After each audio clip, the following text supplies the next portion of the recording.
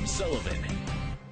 And thanks for joining us. Here's what I have at the top of the stack. We will get to the topic of the Fed in a moment. But first, beyond all the computer problems, the big issue this week was the knowledge that the White House knew that there would be massive insurance policy cancellations, which would pressure people to sign up for a mostly broader but also mostly more expensive health insurance policy. What happened to our freedom to choose a policy, good or bad, that we like and fits our budget? When did we say it's okay for the government to decide that a product we have purchased isn't good enough for them? Joining me now, a man who preaches liberty, former Texas Congressman Ron Paul. And Congressman, great to see you with your nice new studio and everything else there.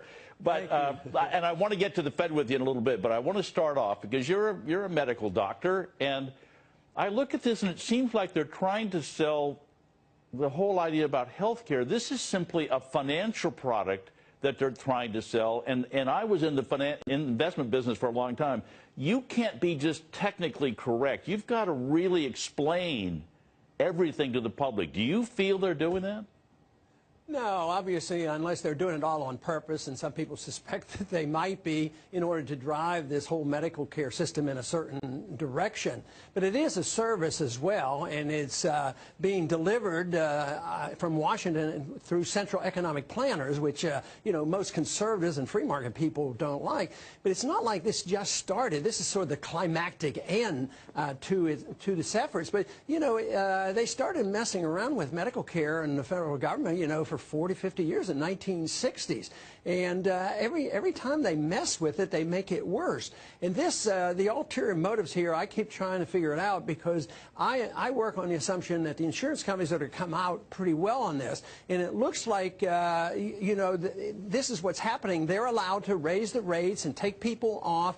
And even prescription drug program the Republicans put in place help corporations. They help them relieve their burden and put it on to the burden of the overall taxpayer. So I think we keep drifting that way, but it's incrementalism. This episode is much worse, and the people are very upset with it. I don't see how it can possibly work, but the emphasis ought to be on liberty and freedom of choice. You mentioned that. Why don't we have freedom of choice? Even when the government intrudes on us in many of these areas, if you just allow the right to opt out in spite of what harm the government is doing, most of the time we can survive. The people will figure it out. And I think we should have the right to opt out of medical care. I think we should have the right to opt out of government schools. We ought to have the right to opt out of the government mail service and all these things. So, but we're at crucial times right now, and it really makes the difference on what happens on whether we will preserve the doctor-patient relationship, which is the most important issue for me. Yep, I can imagine.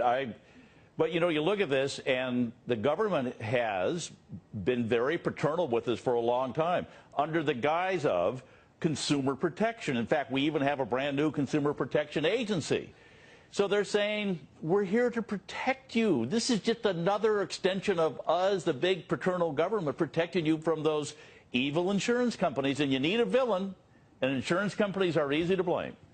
Well, that's traditional. The do-gooders always say we have to take care of the people. Community Reinvestment Act was to take care of the consumer and protect them against the evil bankers who wouldn't give out bad loans. So expand the credit and give out bad loans, give everybody a house, and the value of the house goes up and everybody is happy until the bubble bursts. But it was all done in the name of protecting the consumers. The regulations ultimately help the big guys. You know, if you have banking regulations, usually the bankers are behind the scenes writing the regulations. If you have regulation on drugs, it's the drug companies that write the regulations.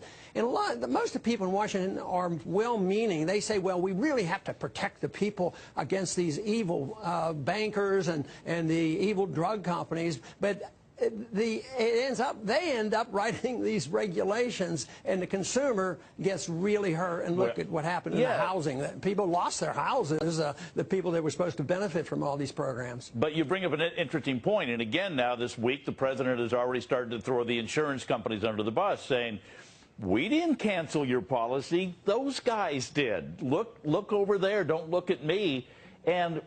And yet at the same time, if I was an insurance company and you came to me and you said, what we're going to do is we're going to try and get the people off of those $50 policies and make them pay $500 for a policy I would go, wow,